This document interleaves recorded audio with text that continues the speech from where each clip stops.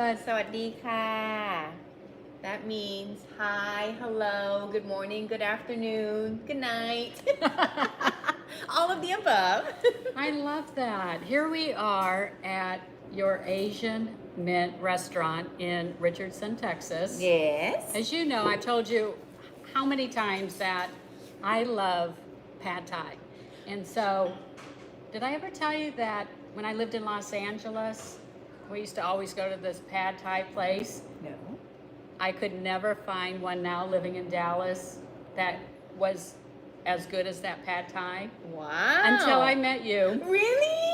Oh, I'm so excited. And I came to your restaurant and I'm like, I have finally found the best, and I'm not just saying that because I would not just say that, but the Yes. best chicken pad thai I've ever found. Oh, thank you. And I know you're what, number one restaurant in Dallas for Yes. your Thai restaurant.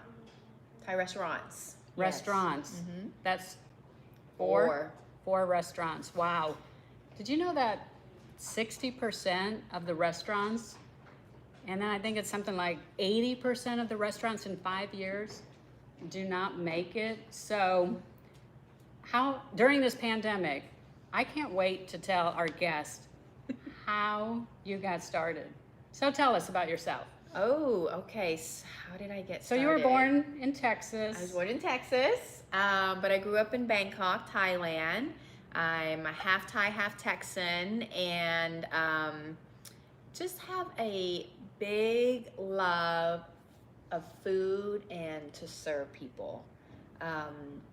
It's just kind of super innate in me. And when I was trying to figure out what I wanted to do with my life after college, after, serving and working in restaurants, going to culinary school, singing in a band, I said, you know what?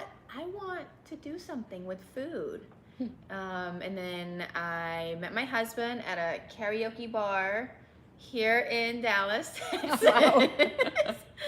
And we just kind of have this common bond around food and serving.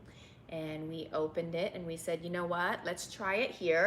And if it doesn't work, then we'll go back to Thailand and try it there. 16 years later, Oh, we're wow. still doing it. Oh my goodness, 16 years. So, but you were born in Texas, then you moved to Thailand, correct? And how Yes. long did you live there? 16 years. Okay. I lost the bet to my mom when I was 16. So my mom's American, right? She said, you need to at least learn to speak, read, and write English, one of your native languages. And I was going to an international school at the time, but majority, all the students also spoke Thai, and I came from a Thai school, so I can read and write Thai. That's really my first language. And she said, hey, if you can at least speak English at home for 1 year, then I would not have to ship you across the sea to learn a language. Obviously, I lost the bet. It's been the best thing ever in my life. But she was so smart. So she said, go for summer school. Go test it out. See if you like it. And we'll see how it goes. I fell in love. I was in the boarding department. It was an all-girls school here in Dallas, Texas. And I went home and I told her I would love to come back. So I went, finished up school in Thailand, and then came over for high school as an ESL student, English as a second language. Oh, wow. So, me being born, raised here, how is that to come over here not knowing the language in America and the opportunity, and then having, being in high school? Were you scared? Were you afraid? Are you a courageous person to do that? Take risks? Or? I don't know. Okay, that is such a good question. So now that I'm thinking about this, when I went to Thailand when I was 1 or so, my, I guess, native language at that time had to be English, right? So they put me in an elementary school a couple of years in. And I did not understand any Thai. Like, I actually am feeling this emotion vividly. I was so scared because people were trying to talk to me. The teachers would come over and try to talk to me, but I did not know how to communicate in Thai. So you look Thai. I do. You look Thai, and so they're assuming you know how to speak Thai, right?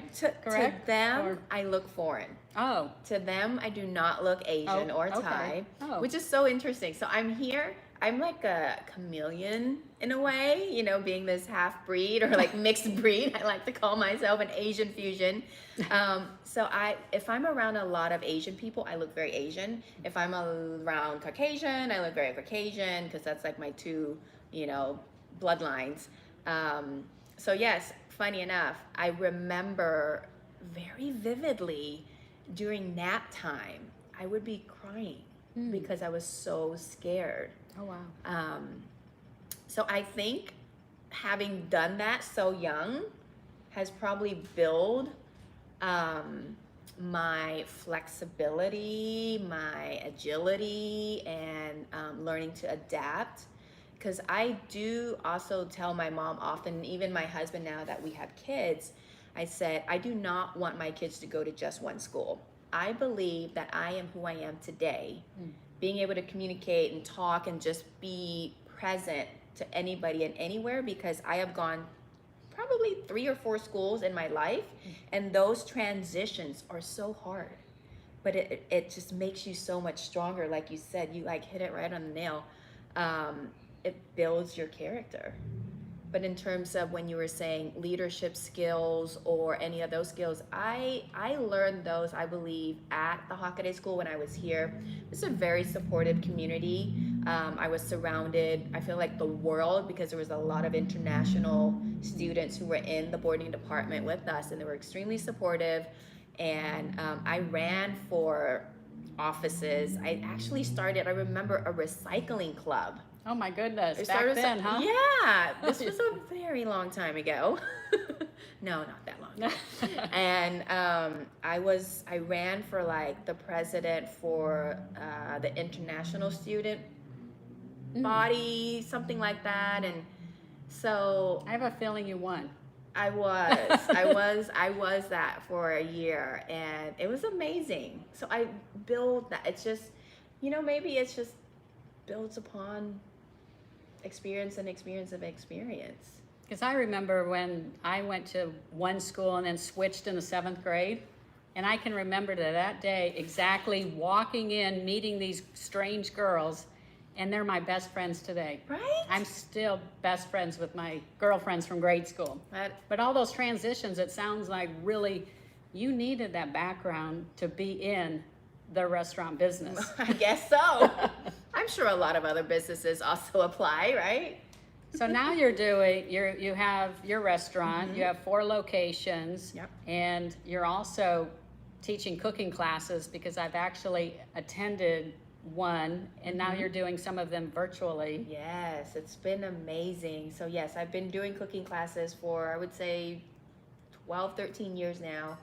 And we were doing them in the restaurant. I do them at private homes or corporate events. And now, because we went through or am in the pandemic, I took it virtual. And it has been a blessing in disguise. I have people joining in West Coast to the East Coast, from London, Canada. Oh, wow. Thailand. I mean, it's been so cool to get to meet people from all around the world through a virtual cooking class. Everybody wants to learn a new way, an easy way to make Thai food. I love that. Well, I have this fabulous drink. And look at this. I would love to know what's in it. This is a virgin Thai Mai Tai, and can you press record on this one? Thank you. It wasn't recording the whole time? It was. It just went Oh. off because I think you had a call come in. Oh, We gotta make Okay. sure we're going. So this is a virgin Thai Mai Tai, and we top it off with a beautiful butterfly pea extract, and it's PEA, not PEE. I have to always say that. Cheers. Fresh pineapple juice, and also some lychee juice, which is a tropical nut, lychee nuts, which is one of my favorite fruits in the whole world. oh my gosh, it tastes fabulous. Very refreshing. No, Like we're on you the need beach that. now. I know. I feel like we're at the beach. And I think that's what really makes your food so special is that so many of the places, we're here in Dallas, but so many of the places seem, I hate to call it Americanized, but like you just naming all those ingredients and making all that special touch, I think is what really makes it so authentic. Like, Thank you. so the food that you cook, Yes. obviously to me, if I went to Thailand, which you've been several times, and I want to talk to you about your travel Yes. trips that you're offering, Yes. you know, what you're doing. But a lot of the food is so authentic that I don't think it's in your typical restaurants, correct? I mean, that's what makes you different than the 10 million Thai restaurants in Dallas or throughout the country. I would have to say our secret sauce, maybe people like to ask, is that we keep everything very fresh. We don't over season a lot of our dishes. I'm going to take you back 15 years again. 15 years ago, not that many people knew what Thai food was all about. If you wanted Asian cuisine, it was Chinese takeout, right? And I started off that way. I'm like, I'm gonna create a menu, and we actually label our restaurant Fresh Asian Fusion, and it's not called a Thai restaurant. Okay. But once you get to know us, you know I'm Thai, our whole crew's, you know, Southeast Asian, whatnot in the kitchen. And it's because people didn't know what Thai food was all about. And I said, you know what, we need a Thai restaurant-ish that people would want to come in and try. Calling it Asian Fusion, I started people off with the Mongolian beef, the Kung Pao chicken, the orange chicken, the lo mein, all of these typical Asian Chinese dishes that you have come to love. And you came in and tried my version, which I kind of, you know, kept it a little bit cleaner. And once you got hooked on that, I said, hey, why don't you try some pad thai? He's like, what's that? It's just a noodle dish, you know, it's really flavorful, it's really fresh, and they try it and they love it, and it's like they're now their favorite comfort food. Because if you think about it and you look at it, it almost resembles like a bowl of spaghetti. Right? Right. The red sauce and the noodles, but you get a lot more of different flavor profiles from the tamarind, and then the fresh vegetables, the crunch of the bean sprouts, the protein, the chicken, the shrimp, whatever you decide to put in it. And then I would say, hey, try our fried rice. And be like, why is your fried rice different from Chinese fried rice? This is Thai fried rice. I'm like, once you go to Thai fried rice, you will never go back. It's just a lot lighter and fresher, and just a lot of like, so colorful if you think about it. So what I'm trying to say probably is I wanted to bring the Thai food that I grew up with to America, which is to me very modern style. If you look at our decor, even our plates and our decoration, it's very clean. I even had a reviewer called us like the Apple store of Thai food, like white chairs, white tables, just very clean, fresh. You see the food, it looks amazing. You taste it, it tastes fresh. And yeah, you kind of brought that together too when you asked me that question. All these questions I haven't had in a while. I'll ask you one that I'm sure you've been asked before, but your Nikki Feeding Souls is one of your trademarks on all of your social media and when you come in here to the restaurants. I really want to know the meaning and background of that. Absolutely. So this happened a couple of years ago. I think it was around 2000, I don't know, 13, 14, after I had my daughter. And I had this revelation of, you know what, the restaurants are doing great. My staff is having an amazing time. I need to step up, step out so that they can step up and step in. And with that, I said, you know, what is it that I love to do? I love to feed. I love to serve. I love to share. I love to teach. I love to travel. I love to eat. I'm like, how can I put that all together? And it kind of birthed this idea of my mission now, which is to inspire people through food, culture, and travel. And that's what Nikki Feeding Soul is all about. I will feed your soul, you know, one way or another through my favorite things. And like you mentioned, I do culinary trips to Southeast Asia. We started off in Thailand, obviously. And I do the cooking classes. I have just started last year creating a sauce line, bringing in products from Thailand that I love, that I know that everyone here would also enjoy. and just kind of And you're grow also from there. packaging them yourself. I am. And is that part of your virtual cooking classes too? But I know you have Oh, the pad the thai and kits. the kits. Yes, so it is a part of our cooking classes as well. And also anybody here who lives close to any of the restaurants and they say, you know what, I want to make this at home. You know, make it a whole experience, because I believe the heart and soul of even a household is in the kitchen. You know, we all want to hang out around the kitchen, but you might be intimidated to make pad thai at home because you think it's so complicated.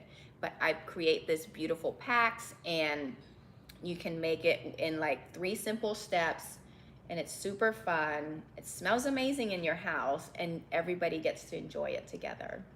I love that. And that's what I did was since I love pad thai, came here to learn, and you simplified it because it seemed overwhelming. How do I get the noodles? To me, the pad thai sauce is the key. Absolutely. And I'm so happy that I know at the cooking classes, everybody was fighting for your bottles. I know you even ran out because it's so good, and that makes a big difference. Mm-hmm. But I also you brought up that you have 2 young children, Mm-hmm. and knowing a restaurant is so difficult to operate, let alone 4. But how as a mother, 2 young kids,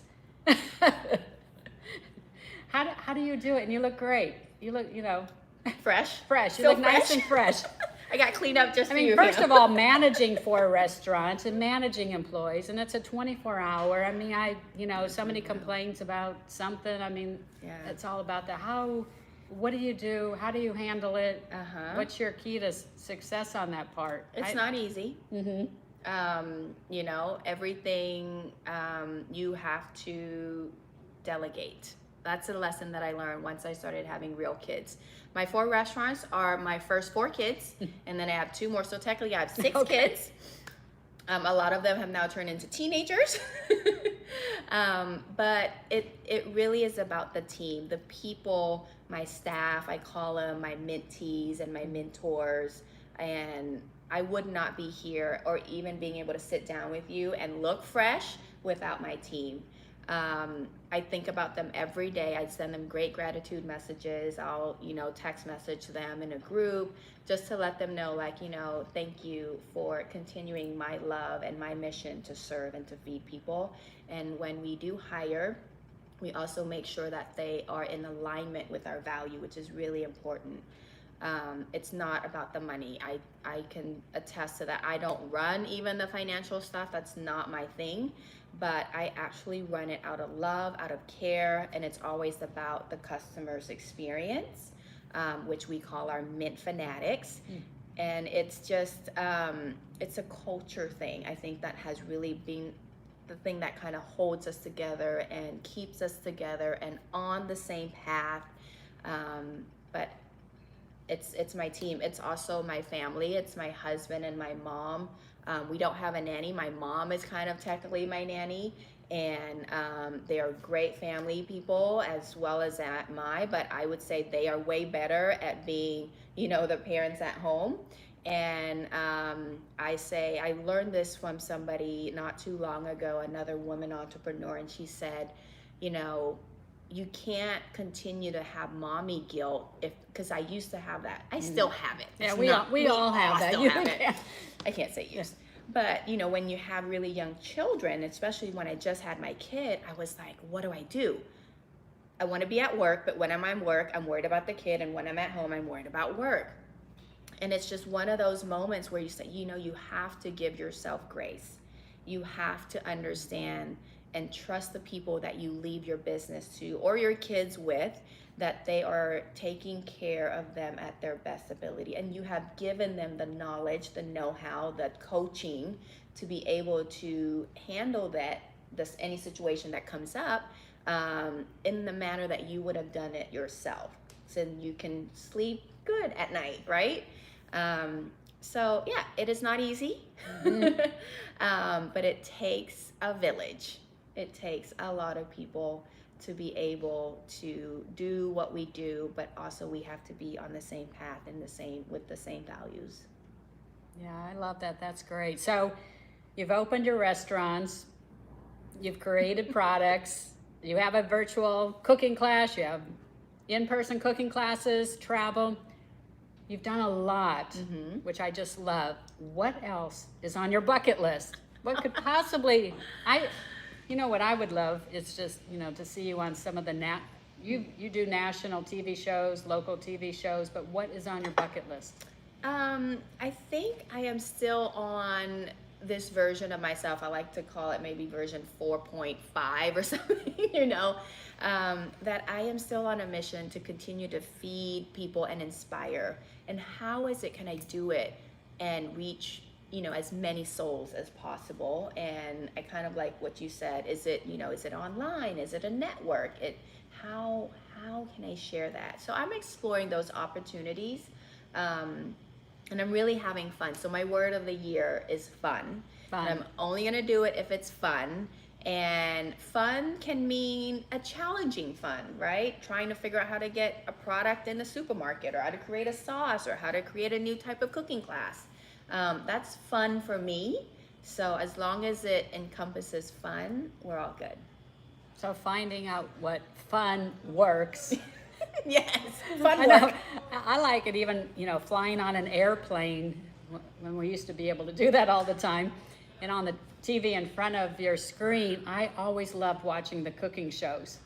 Me too. On the airplane. Me too. Especially when you're traveling somewhere and they have like the destination shows where you're like, here's a tidbit on where you're going, or here's a tidbit on like 5 other countries that you can go visit. Like, where can we take a detour at the airport? Yes, I love those. They're so fun. I know. Fun. Always have fun. I wanted to ask you, everybody always dreams about opening a restaurant. And I don't know if I ever told you, but I thought I wanted to open a restaurant. I have no idea why. So I applied at Brinker International, which at the time owned 7 restaurants. And then I found out quickly, once I worked there, I ended up going into property development, developing 50 chilies from the ground up. I quickly found out that they have it narrowed down to what size straw, what size table, it was overwhelming. So what advice would you give, since my notes say 80% of them go out of business in 5 years? What would you advise? That's scary. It is very hard, so be prepared. I was working 20 hours a day for a couple of years probably, and once it's your business. It's one of those businesses that don't close for any holidays. They're open for all the holidays. We don't open for all the holidays, because I do believe that's in our value. But most restaurant businesses, you will assume that they're open, as well as they're open all day and on the weekends. It's not a 9-to-5 job. So as long as that's something for you, you're ADD enough that you need something to be doing all the time, the restaurant business is for you. But it is hard, and you gotta love it. You gotta have the passion for it, and just stay strong and go work at a lot of different restaurants to see which kind and which type and what style that you really, really love, to make sure, because there's so many types and styles. Is it a franchise? Is it your own? Is it delivery only? Is it a ghost kitchen? Is it takeout? Is it dining? Is it full service? Is it quick serve? Is it 5 stars? Is it 1 star? There are so many options, and there's a fit for everyone. I don't like to discourage people to not follow their dream if that's their dream, but just be prepared and actually have a really, really good team. You need a team to make your dream come true. That's actually one of our values. Teamwork to make the dream work while having fun in the process. I like that. It's a side note, but I always wonder, how do you find all those good employees with the competition within Dallas, since we don't have no beach and we have no mountains, we have to eat or shop. So how do you find your employees? You have a secret? You may not want to share your secret. It's word of mouth, and I think most restaurateurs do know this. Funny enough, we have found that the best employees that come and stay with us are the ones that have been referred by other employees. Okay. They have to make sure that they recommend somebody that they know would fit in the culture and that they want to work with. and they have to vet them. We actually do an incentive. Say if you bring somebody on board and they stay for at least 90 days, if they pass the time period that we know they're going to hang out with us, then you get a little something from us. And, that's a little encouragement for them to continue to be thinking and looking for somebody that they want to work with and that they think that they could grow and have fun with us. Thanks for sharing that. And I always I've been wanting to ask you this, but your signature earrings. Yes. So I was picking out what color I wanted today. Which I think I love your branding and your signature, but your earrings, every time I see you on the TV shows and presenting. So do you have a reason or how that came about? I don't, funny enough, I love color. And I don't like to normally also, should not have this on my arm, but wear a lot of jewelry because I'm in the kitchen. I normally am not full out, but earrings are one of those things that, somebody looks and it brightens their day, just kind of like what you said. These are super light, and I found this lady in Thailand at the JJ Chatuchak weekend market. Super entrepreneur, makes them, actually employs people, tribe up in the northern part of Thailand, even the materials. And I thought it would be really cool if I could represent other women entrepreneurs who are supporting their community and just showcasing how beautiful it can be and light and fun and just inspires you. I know, I love that. It makes, wow, she's so bright and happy. And, Right. It's just fun. Yeah, Again. what are you doing to be all happy and all that? And I know one other thing, you are such a giver, and I read that you give to more than 100 different charities and organizations. Can you just name a couple of your favorites? I would have to credit that. I believe all restaurants are big givers, and we have a lot of clients and customers who would come to us all the time, right? Can you donate to our school? Can you donate to our charity? Can you donate to our organization? And I always say yes. You support me, I would love to support you in any way I can. You help spread the love. So we do a lot of that. I'm a part of a couple of boards of the La Dame de Escoffier International here in the Dallas chapter, which is an organization of women in the hospitality industry. And we do functions and events where we raise funds for scholarships for other women, young or old or whatever, could be any transition, to be able to come in and enjoy and join our hospitality industry. And I love that one very much. It's a great group of women from all around the world that we support this mission. I'm also a part of the Greater Dallas Restaurant Association that I support, and my arm is really education. I always think of this quote or saying, and I can never ever get it right. It's like you can give somebody a fish, or you can teach somebody how to fish. How do you say that one? I'm so bad at this. So I'm all about the education. I can feed you, but let me teach you how to cook. You can go have a career. You can have a job. There's a restaurant around every single corner. I believe everybody needs to work in the restaurant at least once in their life, whether front of house. Yeah. I worked at Arby's when I was 16. How was that? That was a great experience. You learn about I tell everybody that too. Go work fast food, go work in a restaurant. You learn customer service, how to deal with money, how to deal with complaints, how to serve people, all of that. Multitasking. We had to cook in the back of the house. Being on time. Being in the front of the house, and just, it's a lot, but everyone needs to experience that. Absolutely. And also I realized that the restaurant industry often is like the first job that a lot of people have. And we get a lot of the younger generation, and we get to mold them and mentor them. And even though I have kids coming in, maybe from UTD down the street, and they want to be an engineer, and I would tell them, go be an engineer.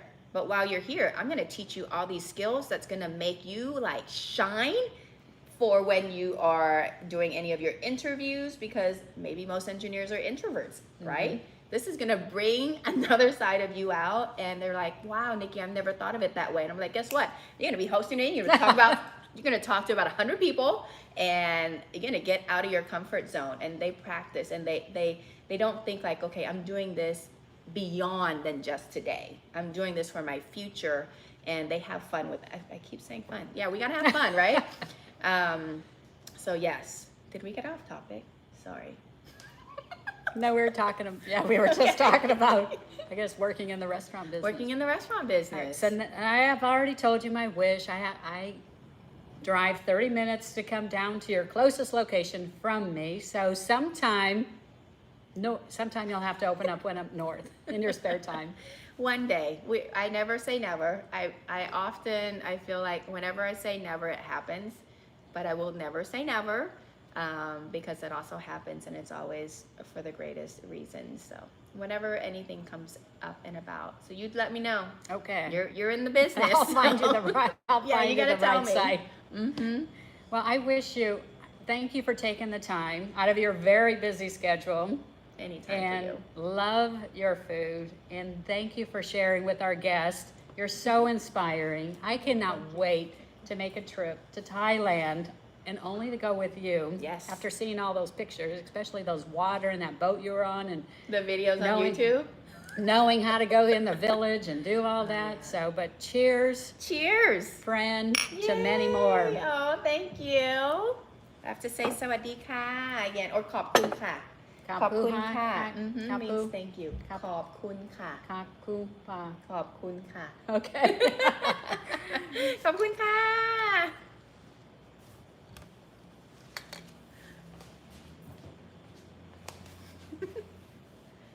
I don't even know where the button is. Let's figure that out. Maybe this. Are you sure you want to stop sharing me?